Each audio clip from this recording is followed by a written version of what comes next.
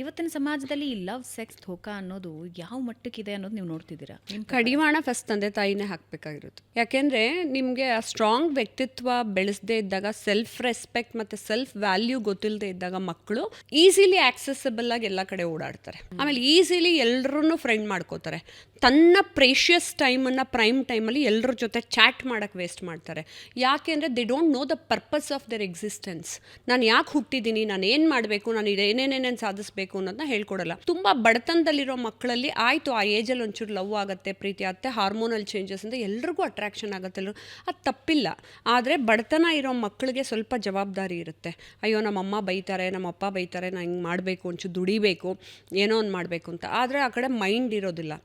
So ನಿಮಗೆ this is where spirituality helps. ಆಮೇಲೆ ತುಂಬ ಜನ ಮಕ್ಕಳಿಗೆ ನಾವು ಯಾವ ಮನೆಯಿಂದ ಬಂದಿದ್ದೀವಿ, ಮನೆಗೆ ಹೇಗೆ ಗೌರವ ತಂದು ಕೊಡಬೇಕು, ಆಯ್ತಪ್ಪ ನೀನು ಕೆಟ್ಟ ಮನೆಯಿಂದನೇ ಬಂದಿದ್ರು ನಿನ್ನ ಜನ್ರೇಷನಿಂದ ಬದಲಾಗ್ಬೋದಲ್ಲ, ಅದನ್ನು ಅಪ್ಪ ಅಮ್ಮ ಹೇಳ್ಕೊಡ್ಬೇಕಾಗತ್ತೆ.